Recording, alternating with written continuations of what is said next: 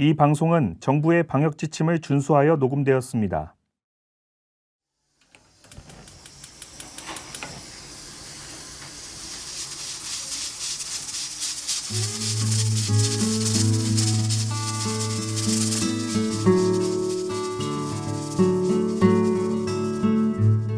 하늘밭이 맛있는 잡곡밥을 완성했습니다. 밥을 잘 저어 주십시오.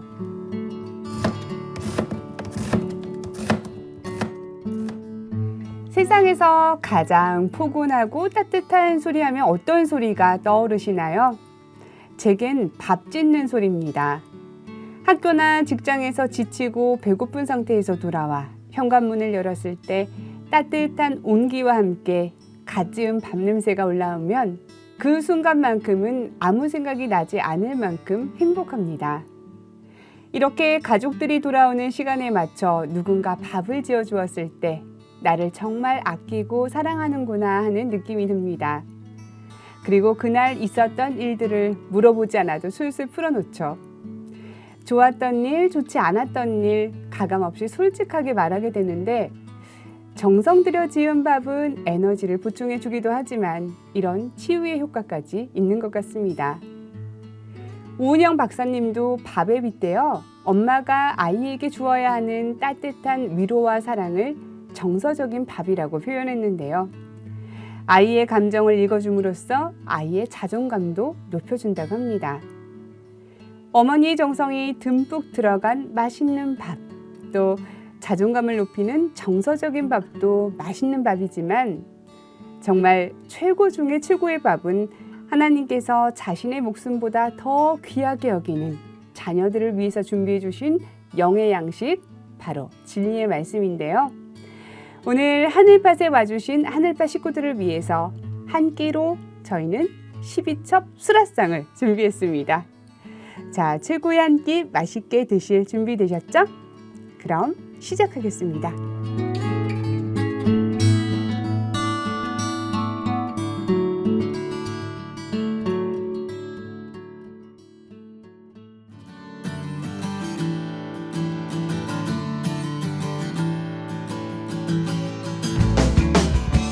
안녕하세요. 온 우주에 있는 맛있는 밥은 다 궁금한 라궁금입니다.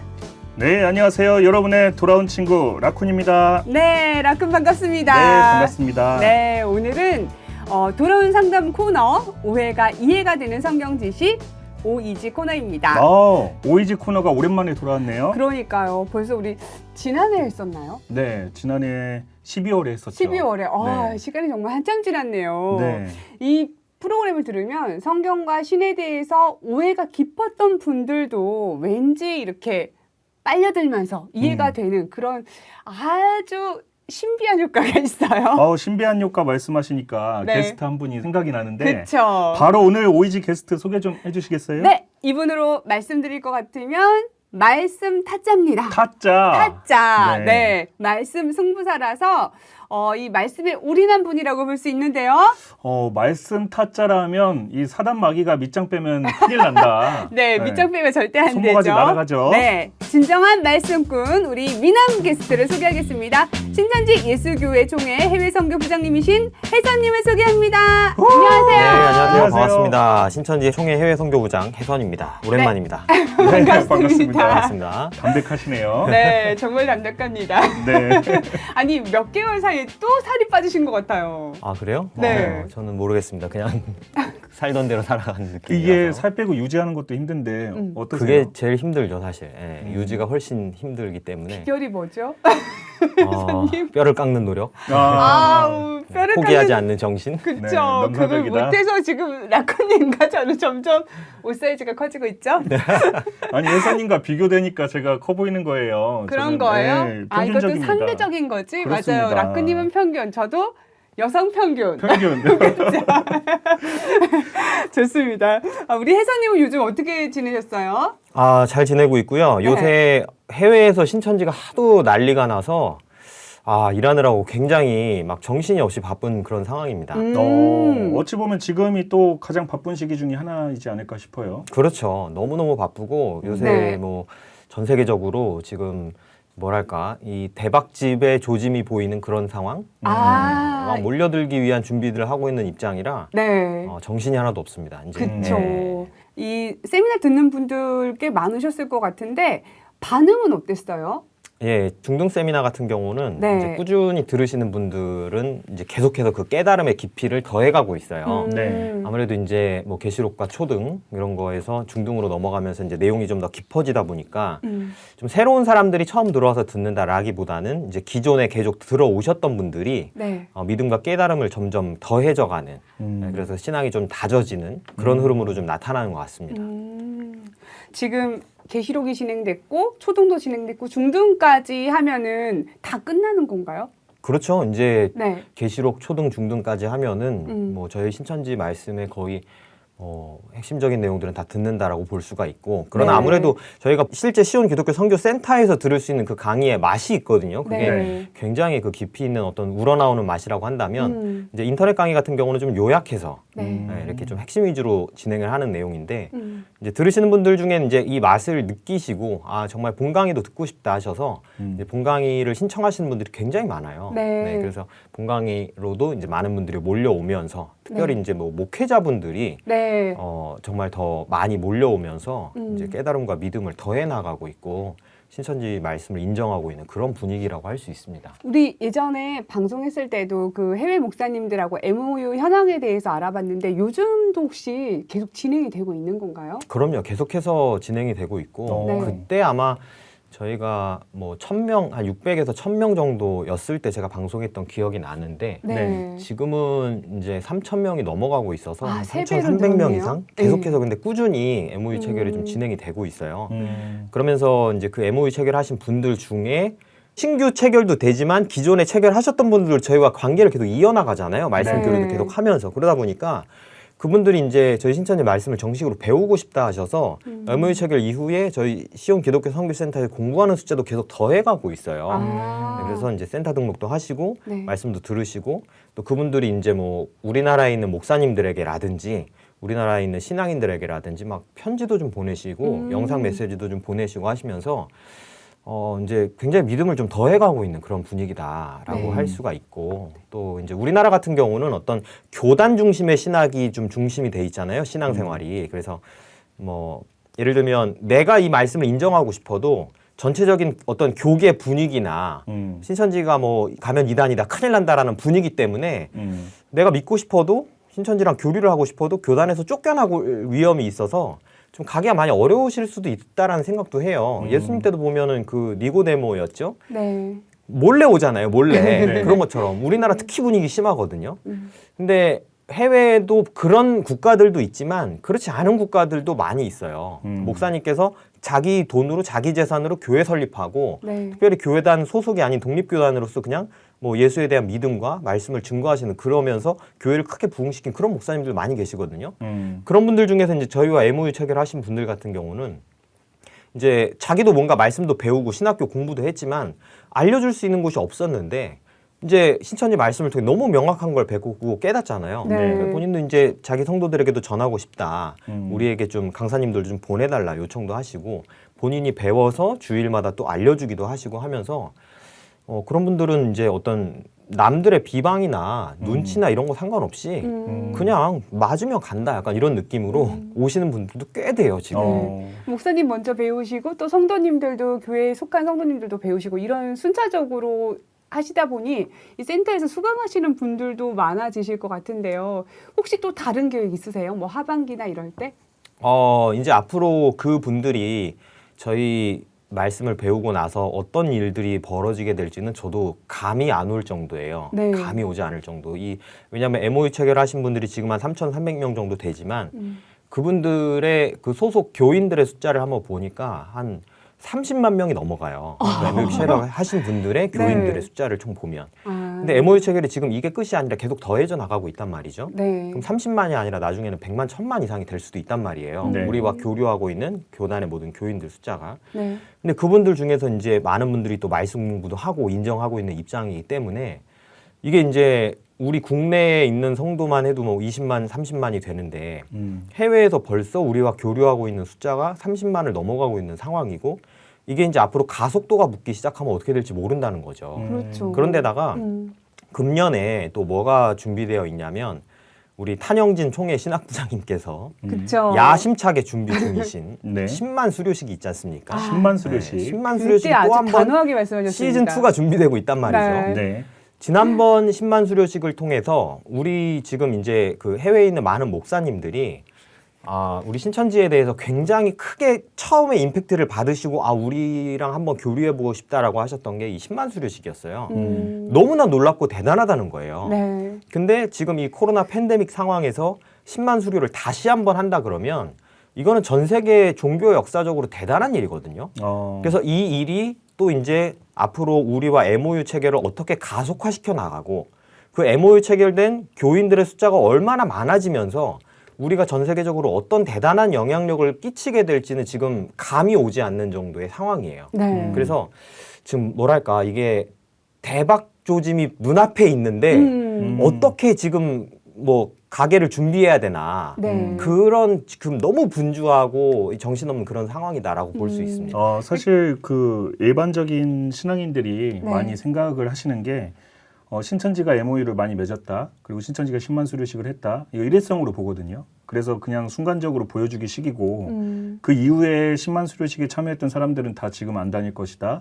그리고 이제 MOU 맺었던 그 800명, 1000명 가까운 사람들은 그냥 그때 사인만 잠깐 하고 지금은 신천지랑 교류를 안 할 것이다라는 얘기들이 많아요. 네. 근데 이제 혜선님 얘기를 들어보니까 그런 것들이 근거 있게 또 반박이 다 되는 말씀을 주셨네요. 저 같은 경우는 최대한 뭐랄까 그 실질적인 것들 위주로 가야 된다 이런 주의예요. 사실은 네, 네. 그러니까 작은 거를 크게 얘기 안 하고 네. 그래서 해외 같은 경우도 뭐 저희가 더 많이 홍보하고 막 대단합니다, 떠들썩합니다 이런 거를 할 수도 있겠지만 저 같은 경우 최대한 입의문을 지켜왔어요. 네, 입의문을 지키고 꾸준하게 어떤 우리 그 해외 사명자들한테도 실질적인 것들 최대한 중심으로 만들어 나가자. 네. 언젠가가 되면 이게 지난번 방송 때 얘기했던 것 같은데 그 뭡니까 퀀텀 리프입니까? 그 네. 대나무가 확 자라는 네. 그 순간이 올 때까지 실질적인 것들을 계속 일을 해가자 이런 입장으로 계속해서 해왔어요. 그래서 뭐 MOU든 뭐든 이런 것들을 최대한 많이 얘기하지 않으려고 했는데 뭐 그래도 여기저기 소문이 많이 나더라고요. 네. 네, 근데 지금도 사실 마찬가지예요. 지금도 큰 일들이 벌어지고 있지만 제가 최대한 좀 조심하고 있습니다. 네,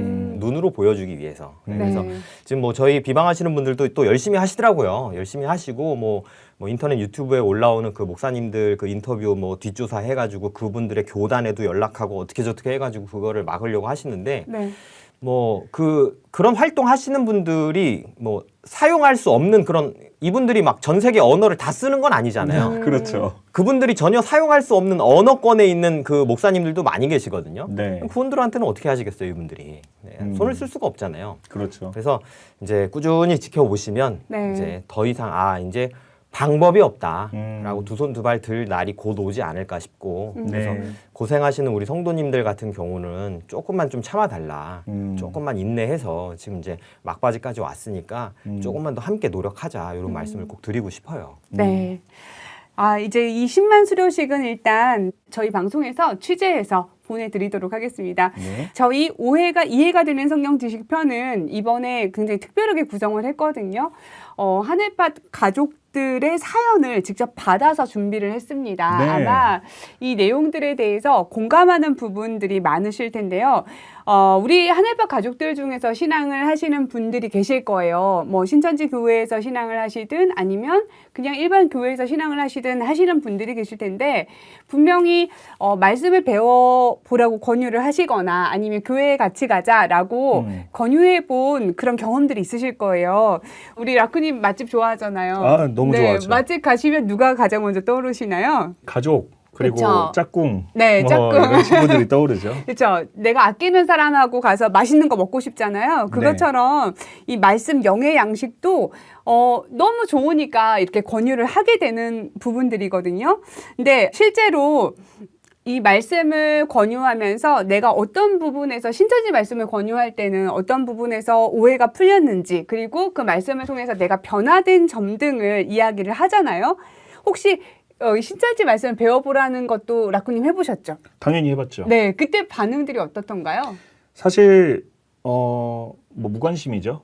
네, 무관심의 반응이 좀 많았고 네. 요즘 사람들의 어떤 그 인생 속에서 이 신앙이라는 주제가 좀 잊혀진 지 오래된 느낌을 많이 받았어요. 네. 그리고 또 코로나 이후에 또 서로가 더 신앙 얘기하는 걸 좀 꺼린다는 느낌도 있는 것 같고 그래서 저도 이제 얘기 꺼내기가 쉽지 않아진 것 같고 또 어쩌다가 얘기가 나와도 사람들이 조금 피해가는 네. 그런 느낌이 있더라고요. 그렇죠. 네. 그러니까 너가 좋으면은 나는 상관없어라고 하지만 나한테는 강요하지 마. 뭐 이런 그렇죠. 답변들이 많이 나오기는 했었거든요. 네네. 그래도 우리 하늘파 가족들도 좀 난감하시기도 하고 더 권유하고 싶은데 아마 하고 싶어도 못 하셨던 그런 기억들이 있으실 거예요. 네. 사실 아이들 키우는 부모님들은 이런 공감을 더 많이 하실 텐데 그 아이들이 자신이 좋아하는 반찬 이런 거 아니면 떼쓰잖아요. 떼쓰죠. 네, 뗐을 때 뭐 놀이를 해주시거나 아니면 재미있는 아이가 좋아하는 프로그램을 보여주거나 이렇게 하면서까지 먹이거든요. 왜냐하면 이 밥이 아이 성장에 정말 필요하다라는 것을 알고 계시기 때문일 텐데요.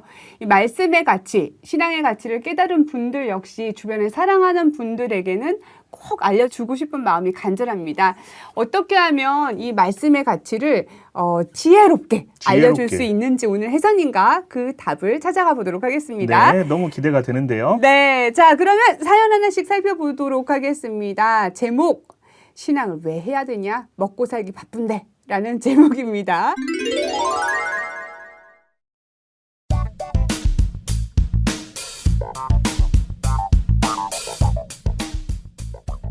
나보고 성경에 대해 좀 공부하고 또 알아보라고?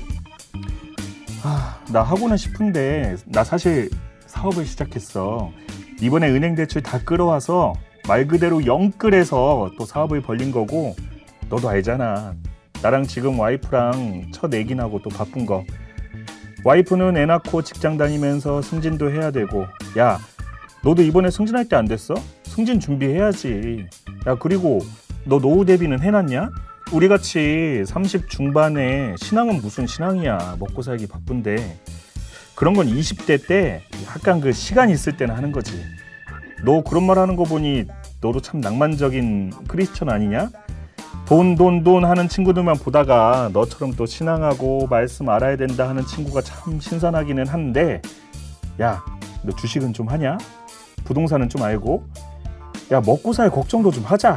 맨날 말씀 배우라 좀 하지 말고 현실 파악을 좀 해야지.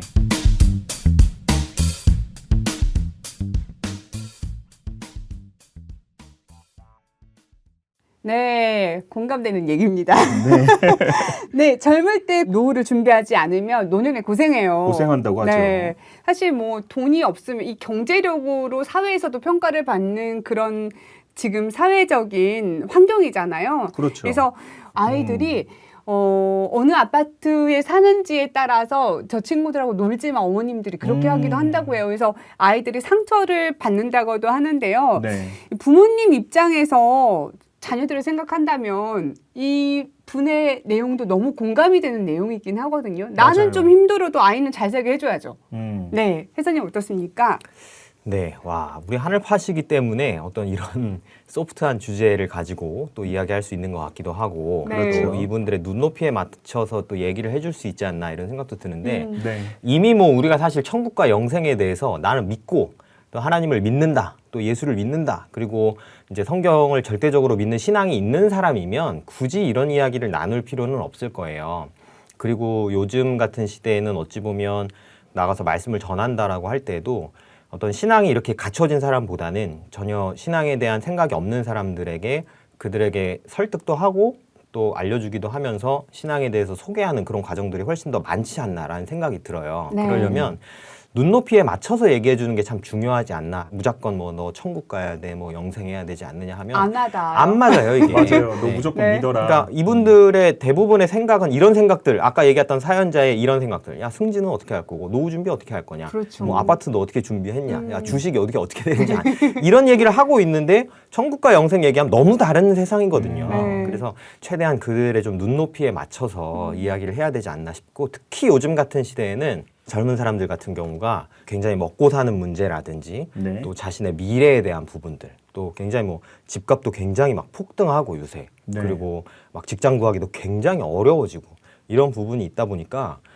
이쪽에 대한 어떤 관심도가 좀 굉장히 높아진 상황이 아닌가. 네. 그리고 뭐 예전엔 삼포 시대다 저희 때 이런 얘기했던 것 같은데 요새는 맞아요. 그거를 훨씬 넘어서 이제 몇 폰지 몇 폰지 모르게 한 10폰은 뭐 되는 그냥 것 다 같아요. 포기한 그런 다 모든 걸 포기한 그런 상태도 되는 것 같은데 네. 그래서 그분들에게 좀 눈높이에 맞춰서 좀 뭐 잘 설명하는 것이 필요하지 않나 이런 좀 생각도 들어요. 요즘에는 사실 요즘 친구들은 나는 열심히 일하면서 돈도 아끼고 저축해가면서 아등바등 사는데 좀 주변에 들려오는 소리는 누가 주식으로 1억 벌었다. 네. 누가 또 코인으로 2억 벌었다. 이러면 좀 힘 빠지거든요. 일하기 싫어지죠. 네. 그래서 요즘 청년들이 그 직장도 오래 안 다니고 1년 정도 다니다가 그만두고 또 쉬었다가 다시 다니고 이런 어떤 문화들이 좀 많이 확산이 되고 있는 것이 예전하고는 좀 많이 달라진 것 같아요. 그렇죠. 그러다 보니까 특히 요즘 젊은 세대들 사이에서 그래서 뭐 주식이다, 뭐 코인이다 이런 투자 열풍이 굉장히 맞아요. 부는 것 같아요. 모르는 사람 아무도 없어요. 그렇죠. 지금은 다 알고 공부하고 이렇게 뛰어들고 있거든요. 네. 그래서 이런 분위기 가운데 우리가 왜 신앙을 해야 되냐? 그러니까 이런 거에 열풍이 불고 있는 가운데 신앙은 너무 멀리 있는 얘기인데 동떨어져 있어요. 그렇죠. 너무 동떨어진 얘기인데 그런 분들에게도 이해가 좀 될 수 있도록 그들의 눈높이에 좀 맞춰서 왜 우리가 신앙을 해야 되는지에 대해서 제가 비슷한 흐름으로 한 3가지 부분 정도로 좀 얘기를 해보려고 해요. 네. 네. 투자적인 개념으로 신앙에 대한 것을 얘기를 해보겠습니다. 오. 오늘은 좀 경제적인 측면에서. 네, 그래서 첫 번째는 투자할 때 제일 중요한 게 리스크 관리거든요.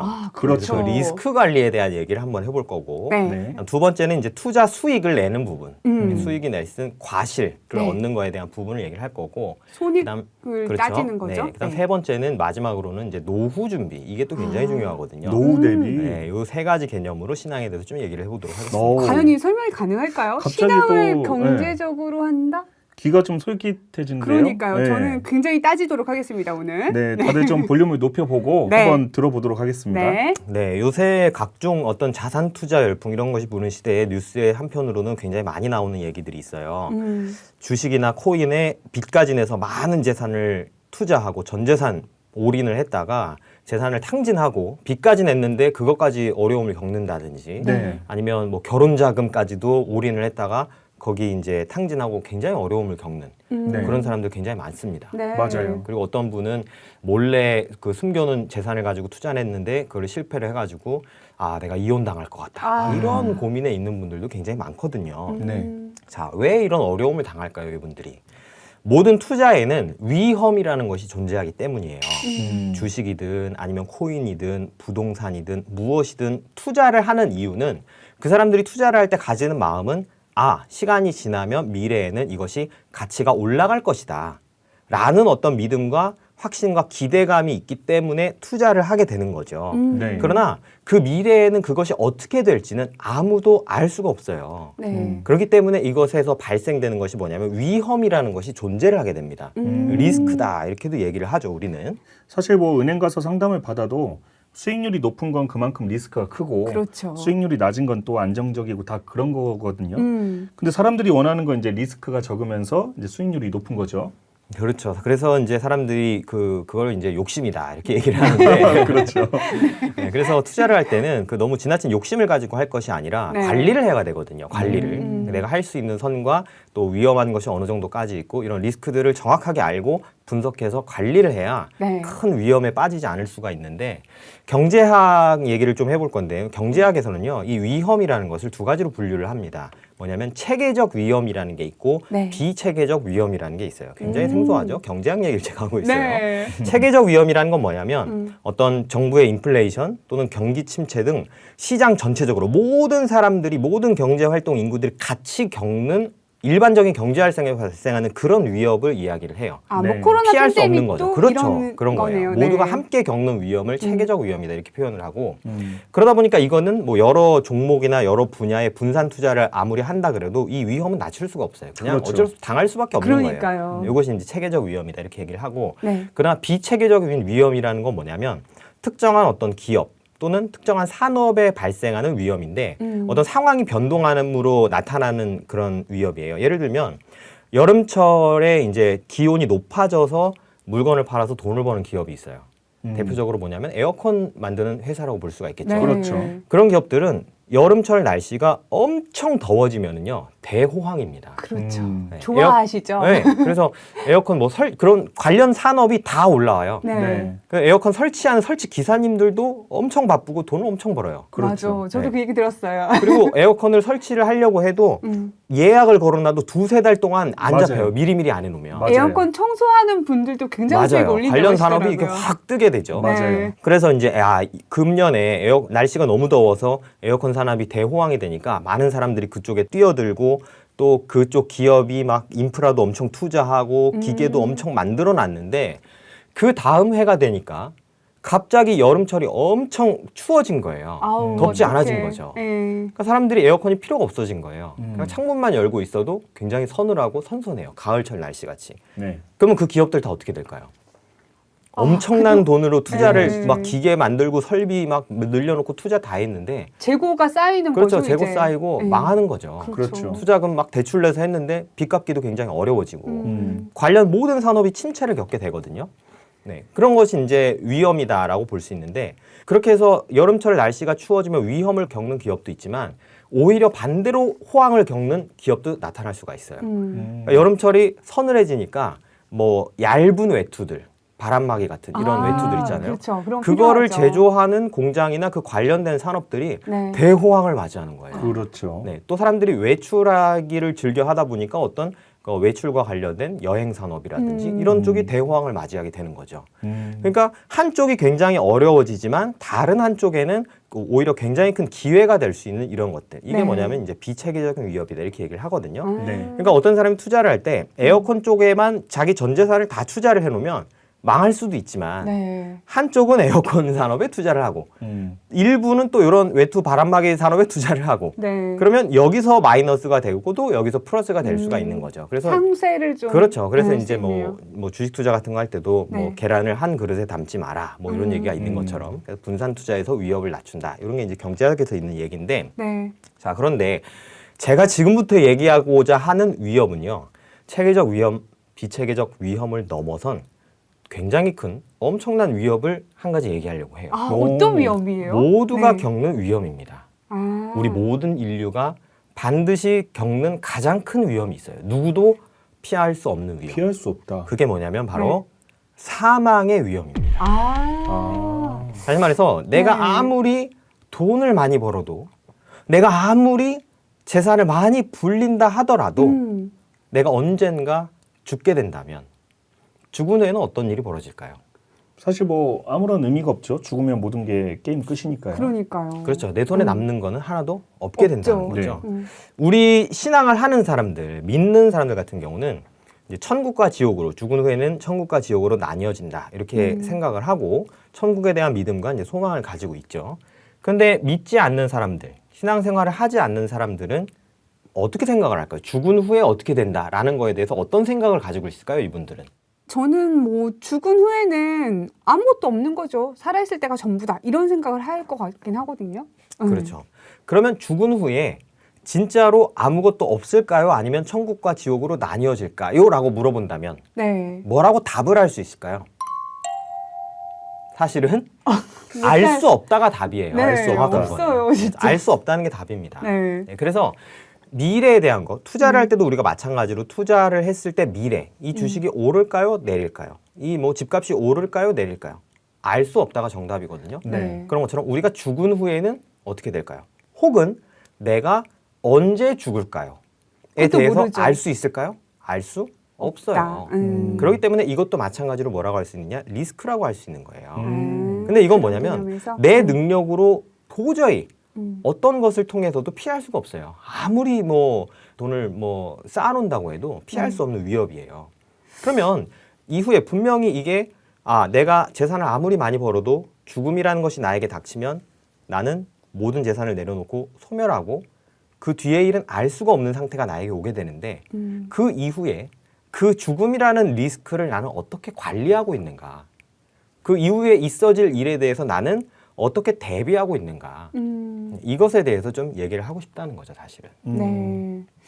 그러니까 지금 말씀하신 것처럼 사실 죽은 후에는 알 수 없다가 답이긴 하지만 어쨌든 그래도 살아있을 때가 인생 전부야라고 생각하는 분들에게는 죽음이 리스크가 아닐 수도 있긴 하거든요. 그렇죠. 죽은 후에 아무것도 없다라고 생각하시는 분들에게는 죽음이 리스크가 아니다라고 할 수 있지만 한편으로는 내가 가지고 있는 모든 것을 다 내려놓는 것 자체가 내가 가진 것을 잃어버리는 것 자체가 리스크잖아요. 그렇죠. 언제 죽음이 나에게 잃어버릴지 안 모르니까. 닥칠 수는 없으니까. 네. 그렇죠. 그러면 그 이후에 대해서 나는 한 번이라도 생각을 해봤느냐라고 이야기를 하고 싶은 거고.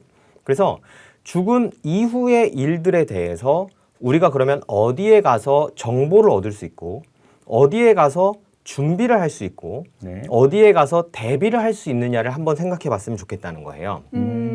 자, 모든 위협이라는 것은 미리 알고 준비하고 대비할 수 있는 마인드가 필요하다라는 건데 네. 예를 들면 아까 전에 얘기했던 굉장히 추운 여름이 온다라는 것도 하나의 리스크잖아요. 네. 그죠? 그렇기 때문에 내가 에어컨 기업에 투자를 할 때는 혹시 모르는 반대의 상황, 아, 여름이 추워질 수도 있겠구나라고 생각을 하면 그 반대의 상황을 대비하기 위해서 반대쪽에 있는 주식에 또 일부를 투자하듯이 네. 아, 나에게 죽음이라는 것이 올 수 있구나. 내가 언젠가 모든 것을 내려놓고 떠나야 될 수가 있구나라는 것을 생각한다면 그 이후에 나는 어떻게 될지를 생각해보고 준비하는 것이 바로 리스크에 대한 관리와 대비라고 할 수가 있는 거예요. 그런데 세상 어디에 가도 이 죽음 이후에 대해서 이야기해 주는 곳이 없습니다, 사실은요. 그렇죠. 이 땅에서 네. 이 땅에서 살아가는 사람들은 어떤 학교를 가건 뭐 어떤 뭐 공부를 하건 대학에 가건 죽음 이후에 대해서 우리에게 알려주는 곳이 없어요. 그러네요. 왜냐하면 갔다 온 사람이 없기 때문이죠. 가면 네. 끝이니까. 네, 경험을 해서 알려주는 사람이 있으면 그거에 대해서 우리에게 소개해주고 내가 가보니까 이렇더라라고 알려줄 수가 있을 텐데 이 땅에 있는 사람의 지식을 가지고는 누구도 죽음 이후에 대해서 우리에게 대비할 수 있는 지혜를 줄 수가 없습니다. 네. 이것은 신의 영역인 거죠. 네. 그쵸. 그래서 우리를 성경에는 뭐 그 죽음 이후에 대해서 또 우리가 죽어서 가는 곳에 대해서 왜 우리에게 죽음이 오는지 죽음 이후에는 어떤 삶이 있는지 그리고 죽음에 대해서 어떻게 대비할 수 있는지 이 모든 것을 상세하게 우리에게 알려줄 수 있는 것은 바로 종교거든요. 네. 네, 그래서 종교라는 것에 우리가 관심을 가지고 미리 알고 준비한다라는 것은 이와 같은 나에게 반드시 닥칠 수밖에 없는 사망이라는 리스크를 대비하는 차원에서 어느 정도 우리가 해야 되는 일이다라고 할 수가 있는 것이고 그렇다고 해서 종교에 내가 모든 걸 다 올인하고 전념을 하고 이거에 내 인생을 다 바쳐라 이렇게까지 얘기하고 싶은 게 아니라 네. 일상생활을 살아가시고 경제활동도 하시고 뭐 공부도 하시고 뭐 취업 준비도 하시면서 네. 우리에게 한편으로 올 수 있는 리스크에 대한 준비, 공부하는 게 이상하거나 잘못된 게 아니다. 그렇죠? 이거는 굉장히 합리적인 것이다. 라는 것을 이야기 드리고 싶은 거예요. 네. 뭐 죽음 이후에 세계가 있다 없다는 확률적으로 어쨌든 50%가 있는 거잖아요. 근데 그렇죠. 그 알 수 없다. 네, 알 수 없고 그래서 내가 확신하는 만큼은 투자해 보아라라고 말씀을 해주시는 건데 사실 뭐 이거 근거 있는 말씀이죠. 그래서 지금 이렇게 알 수 없는 부분에 대해서 내가 한번 알아보라는 거는 충분히 할 수 있는 일 같습니다. 네. 네, 맞습니다. 그래서 이제 특히 신앙생활을 안 하시는 분들 같은 경우는 이제 뭐 나는 죽은 후에는 아무것도 없어. 나는 끝이야. 라고 생각하시는 경우들로 뭐 대부분 살아가실 거예요. 네. 근데 한편으로 어떻게 생각하면 나는 그런 분들은 나는 오늘만 산다라는 생각을 가지고 있다라고도 볼 수 있어요. 난 미래에 대해서 생각 안 할 거야. 죽은 이유를 내가 왜 생각해야 돼? 네. 굉장히 무서운 분들입니다. 네. 오늘만 사는 분들이 제일 무서운 분들인데 네. 한편으로 보면요, 이분들은 어찌 보면 투자자의 마인드가 좀 부족하시다 이런 얘기도 좀 드릴 수가 있어요.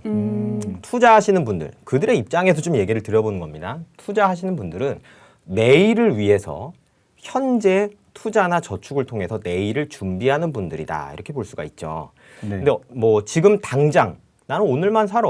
뭐 죽음 이후는 상관없어. 미래는 상관없어. 이런 분들은 당장 내 눈앞에 소비할 거 나는 지금 눈앞에 있는 것들만 하면 돼. 그렇게 살아가다 보면 나중에 차이가 벌어진 것을 감당할 수 없는 시기가 오는 거예요. 그렇죠. 투자자로서도 마찬가지죠. 그런 것처럼 죽음 이후에 대한 것들을 준비하느냐에 대한 것도 마찬가지 관점이라는 거예요. 미리 알고 준비한 사람과 준비하지 않은 사람은 나중에 차이가 벌어져서 달라질 수밖에 없다는 것이죠. 네. 그분들 입장에서는 사후 세계, 죽은 이후라는 것이 존재할 수도 있고 존재하지 않을 수도 있어요. 그래서 이건 가능성의 영역이기 때문에 리스크 관리 차원에서 무리하지 않은 선에서 준비하는 것이 이상하고 잘못된 게 아니라는 거예요. 네. 그래서 가능성을 생각하면서 해보자라는 거죠. 이게 현명한 투자자의 자세 아니냐라는 거예요. 어떤 분들 같은 경우는 이런 분들이 있죠.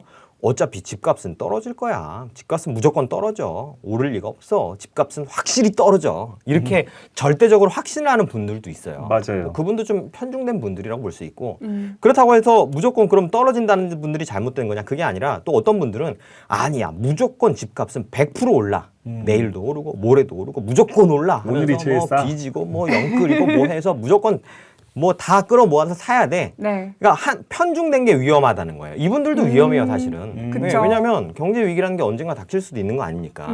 그렇기 때문에 이분들 같은 경우는 너무 한쪽으로 치중된 분들은요, 마치 도박하는 분들과 같다라고 할 수가 있어요. 네, 도박이라는 게 무서운 게 뭐냐면 도박이라는 것은 확률이 있잖아요. 확률 게임이지 않습니까? 50대 50이란 말이에요. 딸 수도 있고 잃을 수도 있어요. 그렇죠. 근데 여기서 제일 무서운 게 올인하는 분들이에요. 네, 올인하는 분들. 욕심 때문에. 네. 왜냐하면 50대 50의 확률에서 내가 올인을 해. 전 재산을 한 군데 다 걸었어. 그렇게 되면 딸 수도 있습니다. 따면 2배가 되겠죠. 내 재산이. 네. 2배가 된단 말이에요. 이제 대박이죠. 말 그대로. 네. 떡상이죠. 대박이 되는데. 네. 근데 말 그대로 한번 그거를 이제 전 재산을 이제 2배로 불리게 되면 다시 한번 또 올인을 합니다. 한 번 더 해요. 재밌거든요, 이게. 그럼 그렇죠. 두 번째 있을 때도 마찬가지로 확률은 50대 50이에요. 그럼 이걸 따서 내 재산이 더 2배가 될 수도 있고, 그러나 한 번 손실이 빚어지면요, 제로가 됩니다. 그렇죠. 네, 모든 걸 다 잃어버리게 돼요. 네. 네, 내 손에 남는 게 하나도 없어지게 된다는 거죠. 그런 것처럼 모든 것에 한쪽으로 너무 편중되게 살아가는 건 위험하다라는 얘기를 드리는 거고, 그렇죠. 네. 그래서 인생에 대한 것들도 마찬가지라는 거예요. 죽은 이후에 사후 세계가 있을 수도 있고 그렇지 않을 수도 있습니다. 그러나 절대적으로 죽은 이후엔 끝이야. 사후 세계는 없어. 라는 것에 올인을 놓고 베팅했다가 네. 만약에 있으면 어떻게 할 겁니까? 그렇죠. 모든 걸 다 잃어버리게 되는 거예요. 네. 그렇기 때문에 내가 무리하지 않는 선에서 준비하는 것이 이게 과연 투자자의 마인드로서 지혜로운 것 아니냐라는 네. 것을 좀 말씀드리고 싶다는 거죠. 죽음을 리스크로 생각하지 않는다고 할지라도 죽음 이후에 세계가 있다 없다는 확률적으로 50대 50이잖아요. 그래서 그 있을 수도 있다는데 내가 확신하는 만큼 투자를 해보는 거, 이것도 준비가 될 수 있다라는 거 굉장히 일리가 있고 경제성이 있는 말씀이라는 생각이 들어요. 맞아요. 근데 제가 또 궁금한 거는 네. 이제 이 위험을 줄이려면 어떻게 해야 될까? 뭔가 그 방법을 좀 더 알고 싶거든요. 여태 공감은 많이 갔는데 네. 그러면은 저도 뭐 사실 이런 뭐 도박이라든지 주식이라든지 코인이라든지 해본 적은 없지만 이런 위험을 조금 더 줄이려면 내가 어떻게 해야 될지 좀 알 수 있을까요?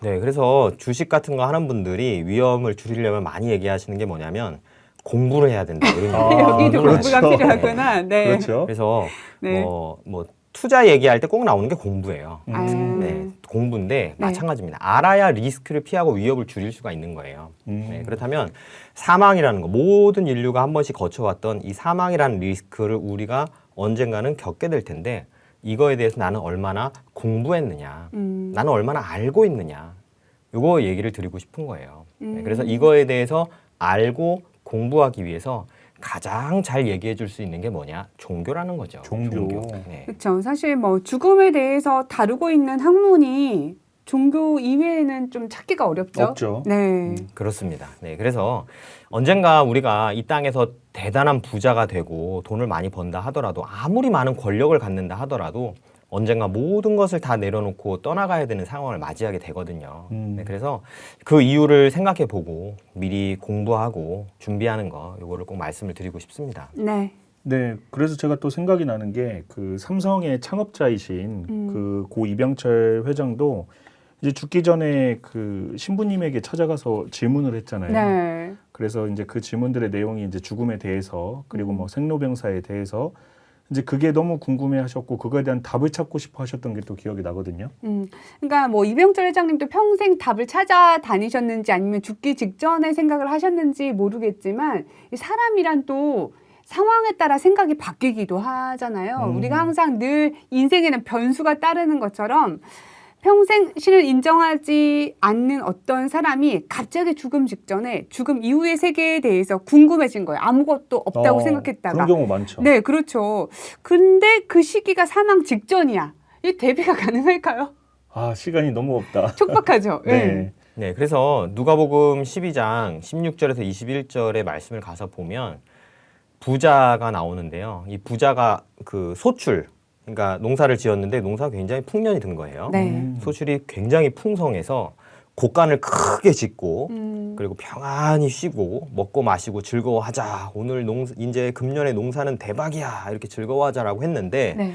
문제는 하나님께서 오늘 밤에 네 영혼을 데려가신다면 네가 열심히 준비한 그 곡간과 네 소출 그게 누구 것이 되겠느냐 이런 말씀을 이제 하시거든요. 네, 그렇기 때문에 우리는 무엇이 지혜로운 사람인지를 생각을 해봐야 됩니다. 네, 그래서 신앙이라는 것은 한편으로 생각하면 보험이라고도 볼 수가 있어요. 보험. 아, 신앙이 보험이라고요? 그렇죠. 네. 우리가 운전할 때도 나한테 사고가 날지 나지 않을지 이건 알 수 없죠. 아무리 절대 운전을 모르죠. 잘해도 다른 사람이 나에게 와서 들이받을 수 있는 거거든요. 네. 네. 그렇기 때문에 우리는 보험에 들어서 위험을 대비를 하지 않습니까? 네. 그런 것처럼 우리는 우리 인생을 살아가는 하나의 운전자라고도 볼 수 있는데 내 인생의 운전을 하면서 내가 사망이라는 것을 겪게 되는 상황이 나에게 오게 되는데 사후세계가 있을지 없을지는 알 수 없죠. 그러나 죽은 후에 또 어떤 일이 생길지도 알 수 없지만 최소한 인생에서 책임보험 정도는 드러나야 되지 않겠냐는 거예요. 운전할 때도 뭐 운전자 보험이니 뭐 보장이 많은 비싼 보험 드시는 분도 있지만 책임보험을 들지 않으면 운전 자체를 할 수가 없거든요. 네. 누구에게 어떤 일이 생길지 모르기 필수죠. 때문에 그렇죠. 그런 것처럼 우리 인생의 운전에도 책임보험은 필요하다는 거예요. 그게 바로 종교 생활이고 그게 바로 신앙입니다. 네. 그래서 지혜롭고 현명한 사람은 미리미리 모든 위험을 생각하고 대비를 하는 거예요. 네, 모든 사람들에게 그렇다고 해서 뭐 신앙에 완전히 몰두해서 올인을 해라 이렇게 말씀드리는 게 아니고요. 네. 최소한의 인생 운전은 그대로 운전해서 살아가시고 책임보험은 좀 들자라는 얘기를 드리는 거죠.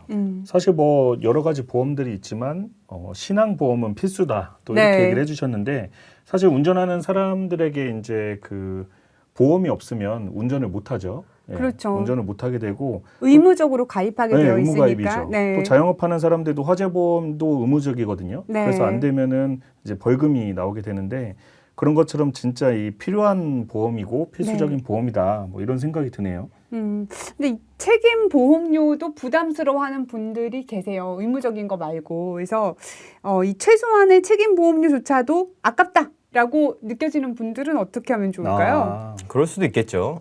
나는 뭐 신앙 자체를 하는 것도 신앙이 책임보험이라고 해도 나는 그거 힘들어. 난 그 내기도 막 바빠라고 하는 분들도 있을 수 있는데 사실은요. 이 신앙의 책임보험은 돈이 들어가는 보험은 아니거든요. 네. 그리고 이 신앙보험을 가입을 해보면 나한테도 굉장히 유익이 있어요. 네. 운전보험은 돈 내고 끝이고 내가 뭐 유익을 얻는 건 없거든요. 사고 나기 1년 전에는. 후에 또 해야 네, 돼요. 또 해야 되고 맞아요. 굉장히 부담되는데 네. 신앙보험은 나한테 이 가입한 것 자체로 유익이 찾아옵니다. 뭐냐면 세상이 갈수록 각박해져요. 굉장히 각박해지고 그렇죠. 1인 가구도 많아지고 또 서로 소통하고 뭐 나눌 수 있는 사람들도 굉장히 없어지고 네. 또 요새 보면은 그 청년층에서 독거 청년들이 고독사 하는 경우가 많다 그래요.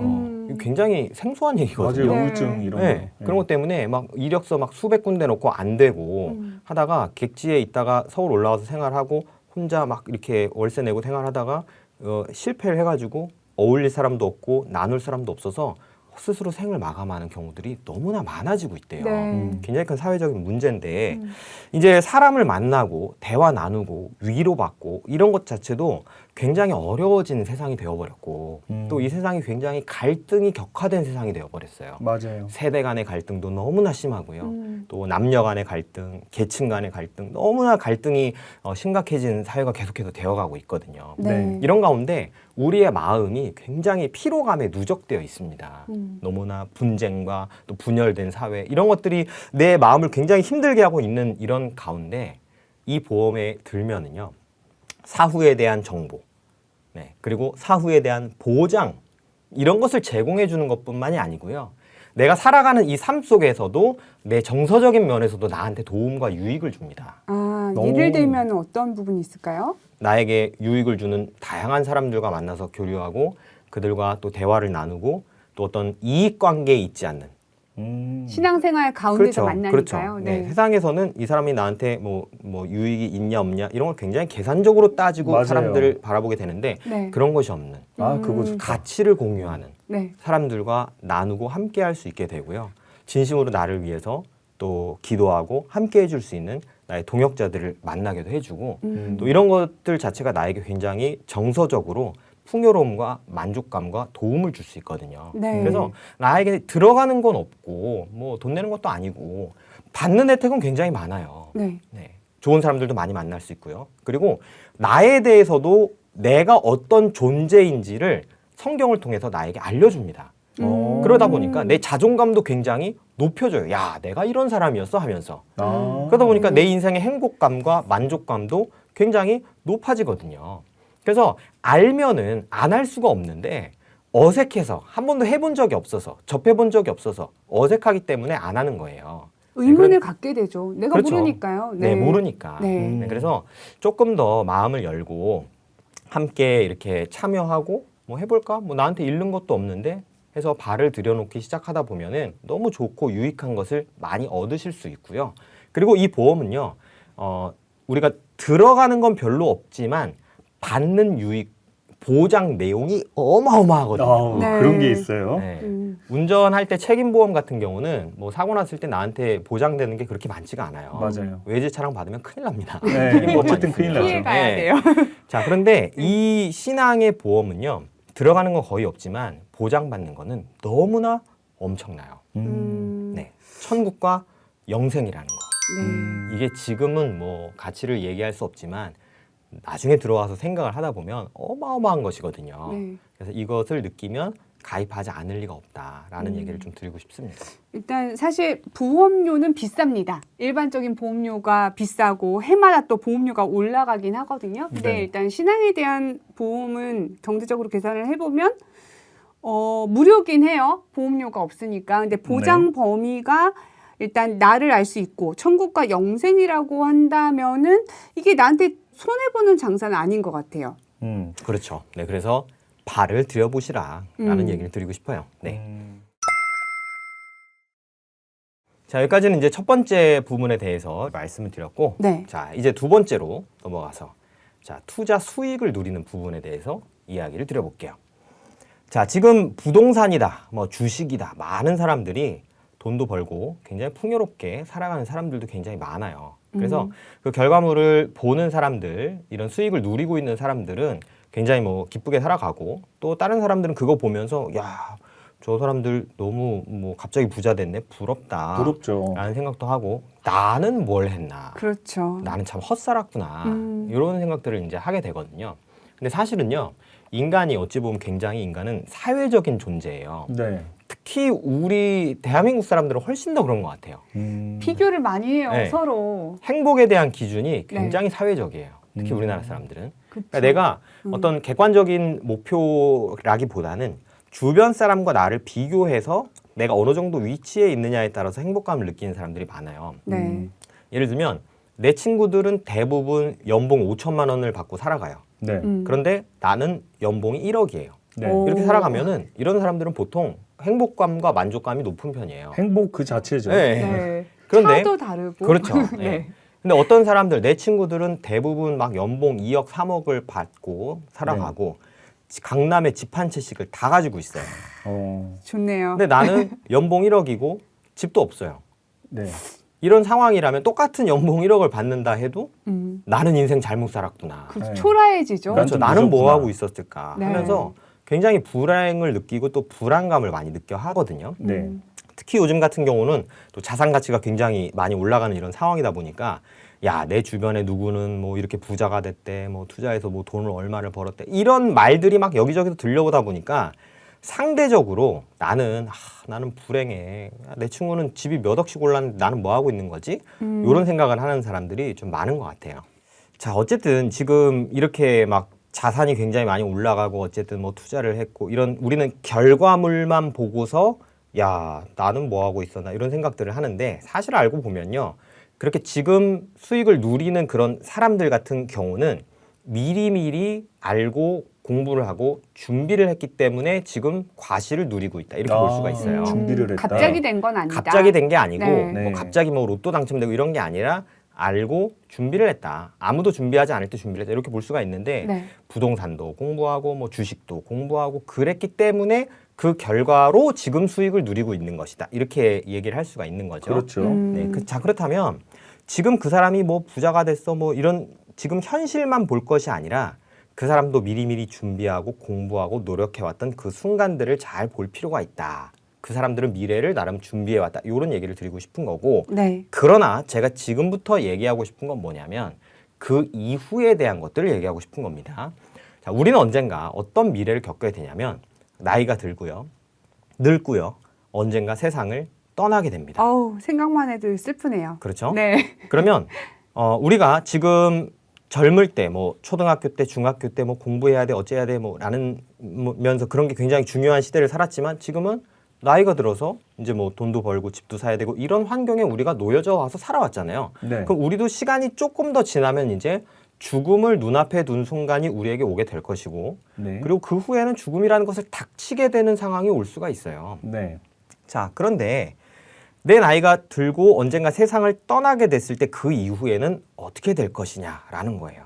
내 생명이 다한 후에 사후 세계가 정말 존재한다면 미리미리 준비하고 미리미리 공부하고 미리미리 투자했던 사람들은 그때 그 투자의 수익을 누리고 있을 겁니다. 미리 사전에 살아있을 때에 공부하고 준비했던 것을 사후 세계에서 투자 수익을 누리고 있을 거라는 거죠. 네. 그런데 준비하지 못한 사람들은 그제서야 후회하면서 땅을 쳐도 이미 때는 늦다는 거예요.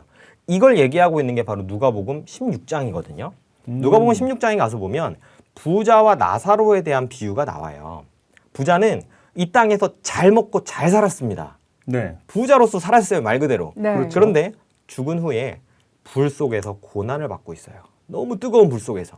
근데 나사로는 이 땅에서 너무나 고생을 너무 많이 했는데 죽은 후에는 아버지의 품 안에서 행복하게 살고 있거든요. 인생이 완전 뒤바뀌었죠. 완전히 바뀌었죠. 네. 그래서 이 부자가 너무 고생을 하면서 자기 자식들에게라도 사람을 보내서 내가 이렇게 힘드니 제발 좀 대비하도록 얘기라도 좀 전해달라 이런 말을 해요. 네. 뭐냐면 부자는 소위 떡락한 거고 네. 완전 인생 떡락했고 나사로는 소위 떡상한 거죠.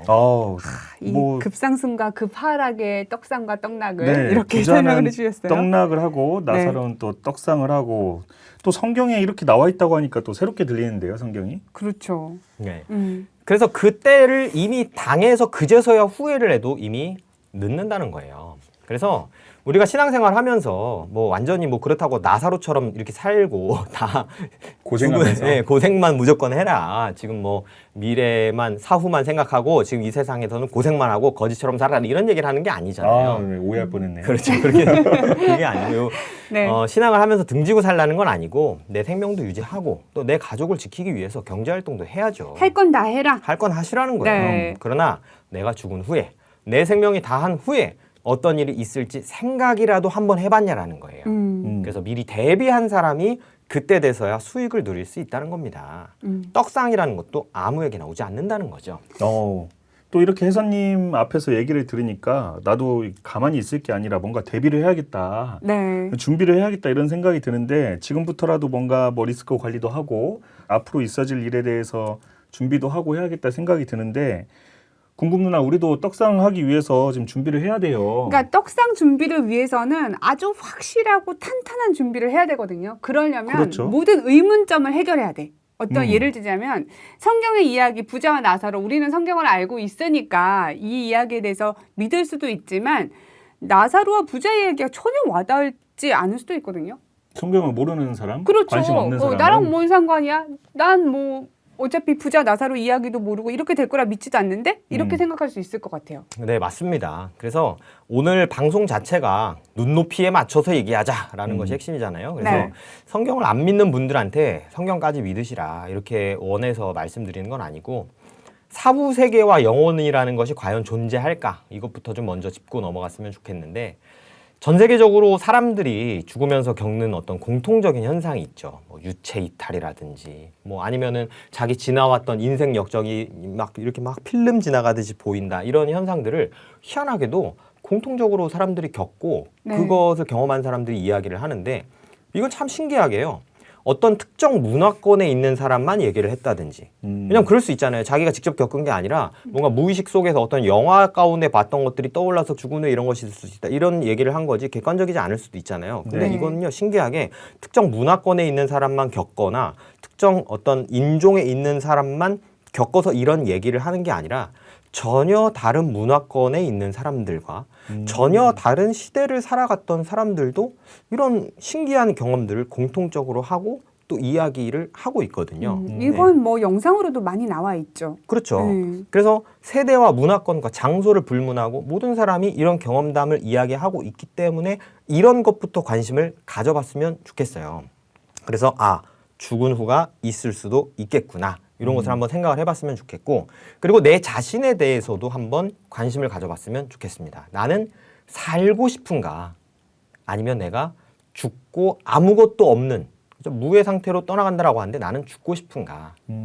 내가 소멸되어서 내 자신이 사라져서 완전히 끝나는 것이 과연 좋은 일이고 내가 받아들일 수 있는가? 이것도 한번 생각을 해봤으면 좋겠는데 죽음을 원하는 사람은 아무도 없어요. 없죠. 아무도 없어요. 네, 어르신들도 빨리 죽었으면 좋겠다 하지만 아니죠, 솔직히. 그렇죠. 네. 그리고 이 죽음이라는 것을 모두가 두려워합니다. 음, 신앙을 하건 하지 않건 두려워요. 무섭죠. 네. 네. 왜냐하면 어떤 일이 있을지 모르기 때문에.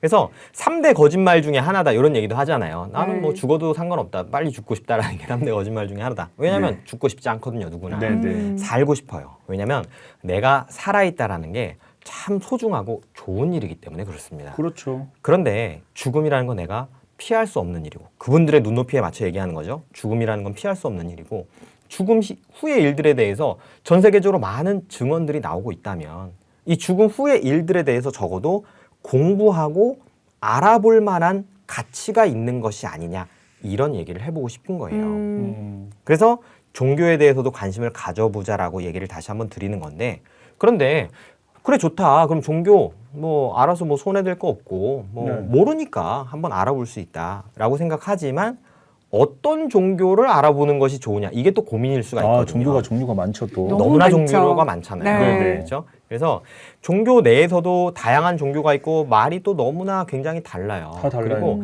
같은 종교 안에서 그 종교를 믿는 사람의 말도 서로 너무나 다르거든요. 네. 네. 그렇기 때문에 사람의 말을 듣기보다는요. 경서를 보시라는 얘기를 드리고 싶어요. 일단은 확실한 데이터니까요. 그렇죠. 네. 그리고 수천 년간 이어져 내려와서 뭐 인정이 되어 있는 것이기 때문에 경서를 한번 들여다보시라라는 얘기를 드리고 싶은데 자, 그중에서도 어떤 경서를 보는 것이 좋을까 한번 생각해 보자는 거죠. 네. 전 세계인들이 가장 많이 인정하고 있고 또 이 종교를 믿는 나라들이 그래도 좀 경제적으로 발전하고 잘 살고 있고 또 자유라든지 평화라든지 이런 인류가 중요하게 생각할 만한 가치를 좀 존중하는 종교가 그래도 좀 낫지 않겠습니까?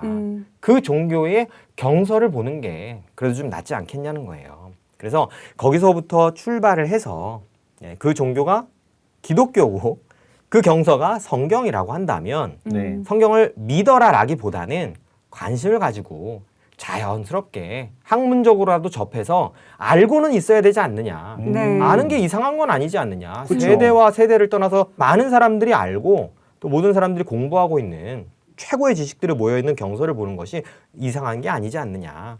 올인하라는 게 아니고 적어도 알고는 있어야 된다. 이런 말씀을 드리고 싶습니다. 그러니까 일단 기본서 정도로 전 세계인의 베스트셀러인 성경을 한번 관심을 갖고 봐라라고 말씀을 해주셨는데요.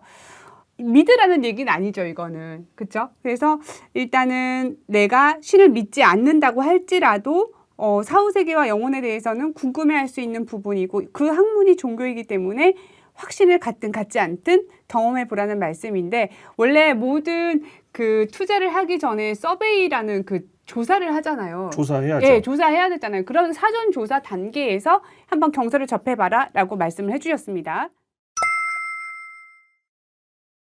네, 이렇게 해서 두 번째 내용까지 말씀드렸고요.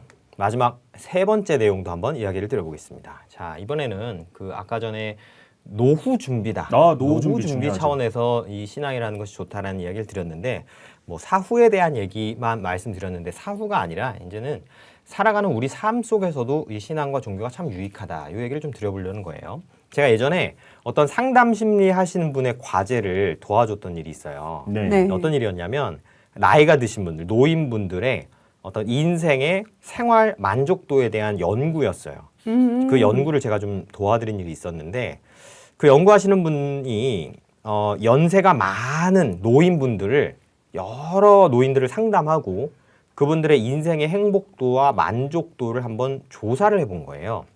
그랬는데 그 나이 드신 분들이 행복한 중요한 기준 중에 하나가 뭐였냐면 재산이었습니다. 중요합니다. 크게 제 예상과 다르지 않네요. 그렇죠. 네, 제가 네. 부정하지 않습니다. 재산이 맞아요. 현실이에요. 인생 삼재다라는 말이 있거든요. 인생 삼재, 세 가지 재앙, 인생의 큰 세 가지 재앙이라는 말이 있는데 첫 번째는 이제 소년 등과 뭐냐면 소년 너무 어린 나이에 등과 과거 시험에 급제를 했다. 다시 말해서 너무 어린 나이에 출세를 했다. 그럼 이게 좋은 일 아니냐라고 생각할 수 있지만 이게 인생의 재앙 중에 하나래요. 네. 어려움을 모를 수도 있어요. 그렇죠. 너무 자기가 잘 됐기 때문에 어떤 교만과 그렇죠. 방탕에 빠져서 그렇죠. 인생 자체가 망가져 버리더라는 그렇죠. 거예요. 네. 그래서 오히려 이 소년 등과 이게 큰 재앙 중에 하나다라는 얘기가 있고 두 번째는 이제 장년 상처다.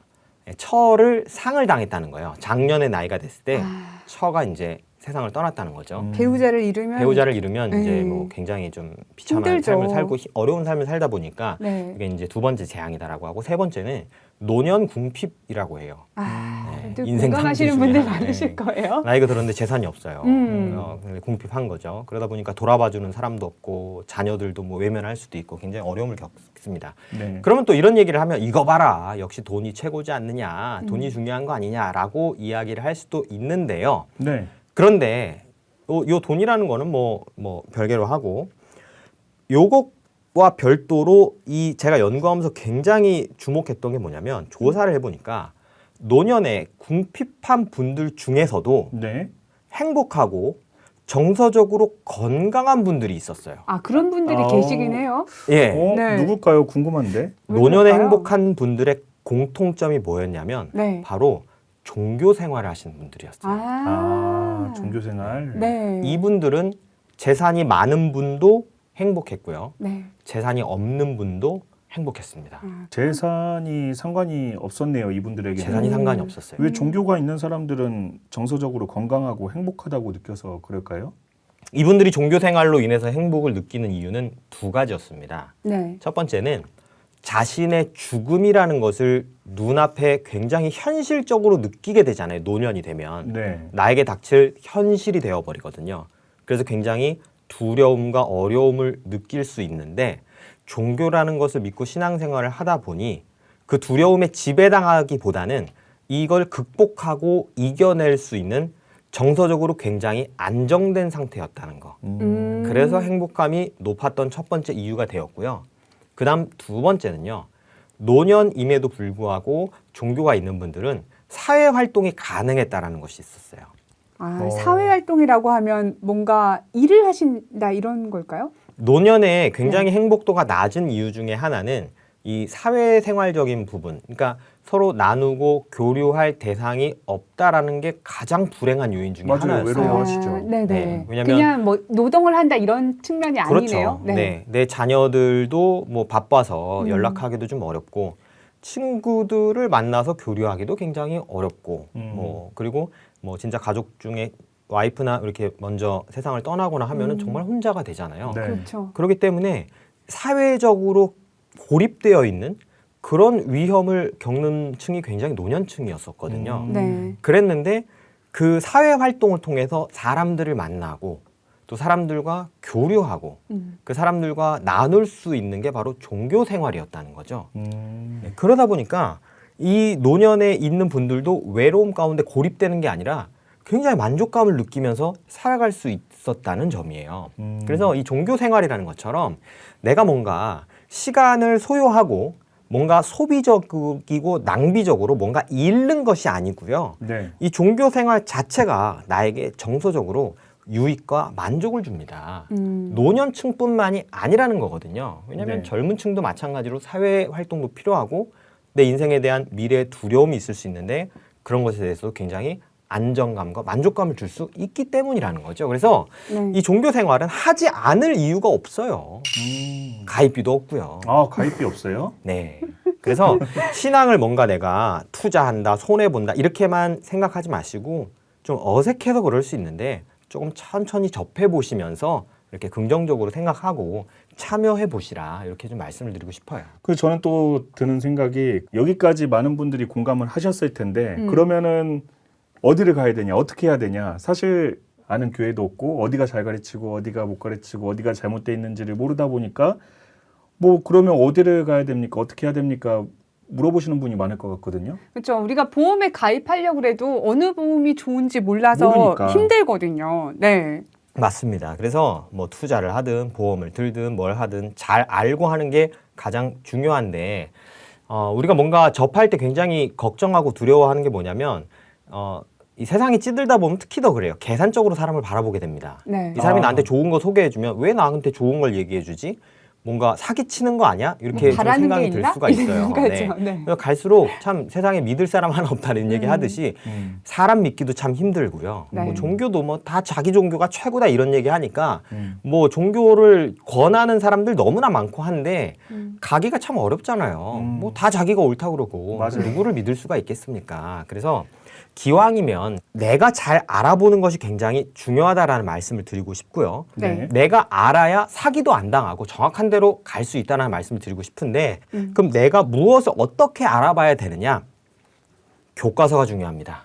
공부도 교과서가 교과서. 중요하고 네. 그리고 신앙도 기본서가 제일 중요하거든요. 네. 신앙의 기본서는 바로 성경이에요. 네. 그래서 수학의 정석이 있는 그렇죠. 것처럼. 사람의 말이나 이런 걸 통해 판단하기보다는 이 기본서를 가장 잘 알려주는 곳, 네, 성경을 가장 잘 알려주는 거기서 신앙생활하는 게 제일 중요하다라는 얘기를 좀 드리고 싶고요. 그러니까 혜선님 입장에서는 뭐 교회 건물이나 어떤 그 사람이나 그런 거 말고 성경을 기준으로 해서 찾는 게 가장 합리적이라는 거죠. 그렇죠. 내가 알아야 네. 그래야 사기를 안 당하는 게 제일 중요합니다. 내가 알면은 분별할 수 있거든요. 저랑 좀 경제적 레벨이 맞는 교회에 가는 게 더 현명한 거 아, 아닌가요? 그런 생각 많이 할 것 같네요. 혹시 또 배우자를 구하는 사람이라면 저랑 레벨이 맞는 아, 배우자감이 동네. 있는 큰 대형 교회를 가는 게 왠지 이익이 될 것 같은데요. 네, 어디든지 가서 뭐 신앙생활 할 수 있겠지만 중요한 건 뭐냐면 이게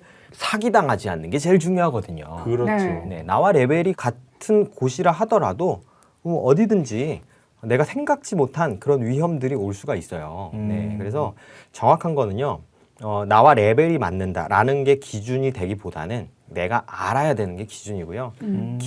기본서인 성경을 잘 알려드릴 수 있는 곳. 그 후에 판단하셔도 늦지 않습니다. 네. 먼저 정하기보다는 내가 여기를 가봐야 되겠다. 큰 교회 가서 뭐 여기서 내가 뿌리를 내려가야 되겠다 하기보다는 네. 공부를 해서 내가 알고 그 후에 정하셔도 늦지 않다는 아, 거죠. 일단 기초를 잡자. 그렇습니다. 네. 네. 일단 내가 먼저 계속 알아야 서베이는 그렇죠. 성경으로.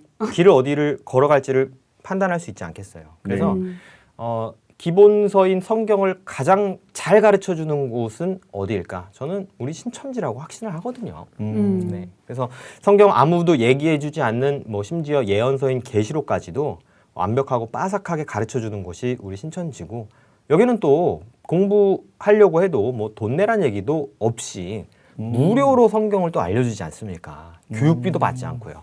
그렇기 때문에 공부를 한번 해보시고 잘 배우시고 그 후에 좋은 결정을 내리셨으면 좋겠습니다. 제가 이제 혜선님 말씀 들으면서 너무 이제 공감이 되고 너무 마음이 맞아 하다 보니까 제가 이제는 그 다음 순서가 지갑을 이제 열어야 되는 순서거든요. 보통 네. 이제 상담받고 마지막에 결제를 해야 되니까. 그렇죠. 이제 일어나서 결제하려고 하는데 갑자기 무료라고 하셨어요. 근데 사실 저는 세상에 좀 찌들어서 그런지 갑자기 무료라고 하니까 이거 이상하다. 이거 무료라고 하니까 뭔가 있다. 처음엔 무료지만 나중에 뭐 자동이체로 결제가 될 수도 있고. 그렇죠. 네, 요즘 그런 시스템이 많죠. 맞아요. 네. 갑자기 돈을 많이 내라고 할 수도 있고 네. 아니면 좀 뭔가 짝퉁 아닌가 이런 생각도 드는데 깨달은 만큼 내세요. 헌금 내세요. 이럴 수도 있어요. 네, 요즘 세상에 좀 공짜가 어딨나 싶거든요. 네, 맞습니다. 세상에 공짜는 없어요. 네, 하나님 말씀 배우는 것도요, 사실은 공짜는 아닙니다. 천국이 10원짜리도 아니고 우리한테 너무나 큰 걸 주는데 어떻게 뭐 공짜다라고 할 수가 있겠어요. 그러나 우리 신천지에서 이 사람들한테 돈을 받지 않는 이유가 있어요. 가입자를 많이 모으기 위해서 이런 차원이 아니고요. 네. 이게 너무 가치가 대단해서 이 땅의 것으로 도저히 가치를 매길 수 없을 만큼 귀하기 때문에 돈을 안 받는 거예요. 약간 아. 기준이 다르네요. 우리 세상 사람들은 모든 가치 기준은 돈으로 평가되는 반면에 얼마냐? 신이 볼 때는 돈이 중요하지 않다라는 거죠. 돈이 그만한 가치보다 떨어진다는 거죠. 돈으로 가치를 매기는 순간 가치가 네. 떨어진다는 거예요. 아, 네네.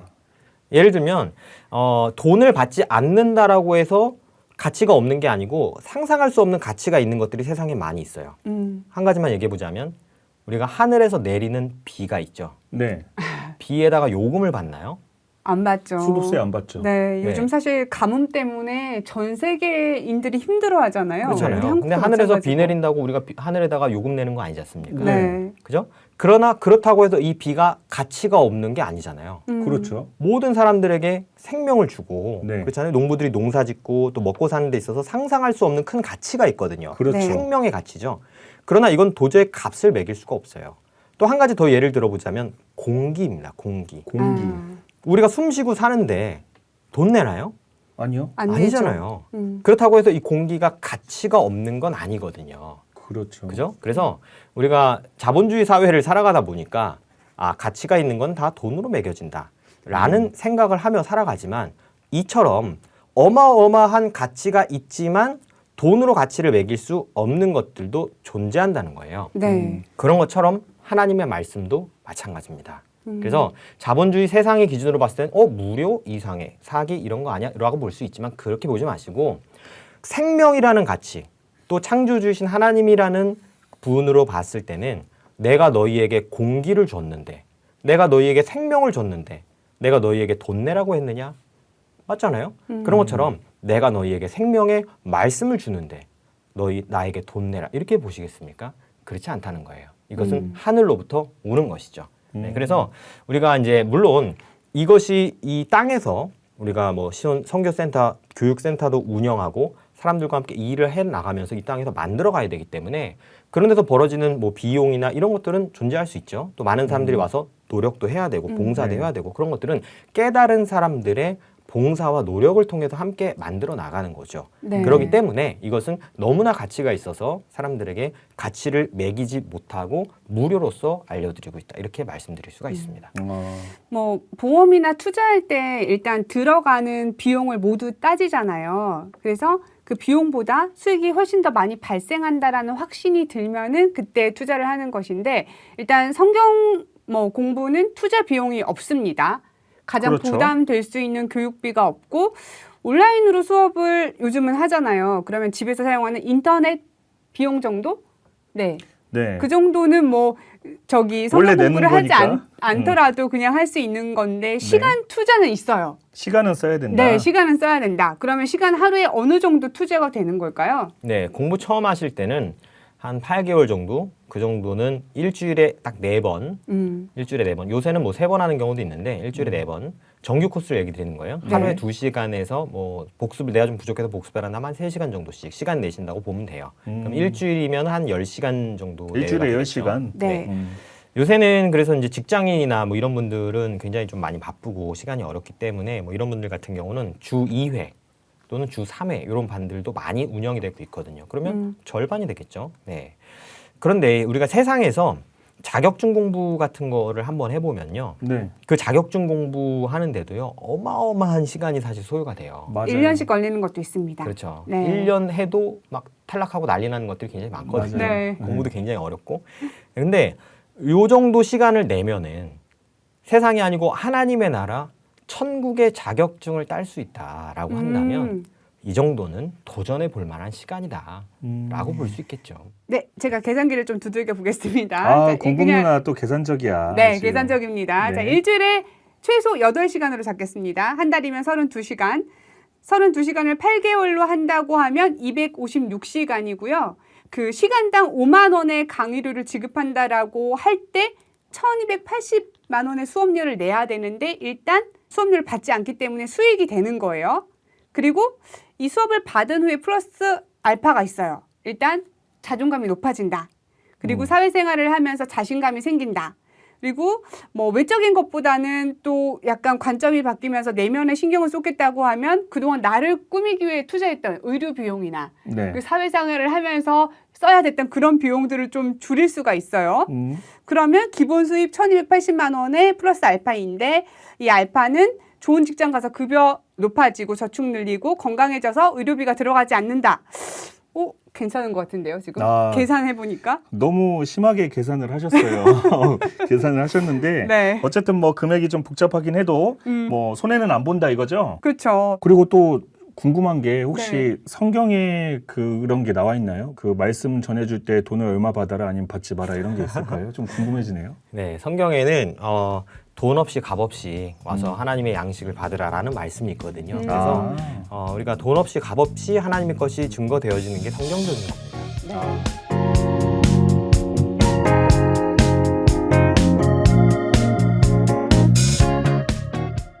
여러분 오늘은 아쉽지만 여기서 마치겠습니다. 다음 시간에는 더욱더 재밌는 이야기가 하편에서 이어집니다.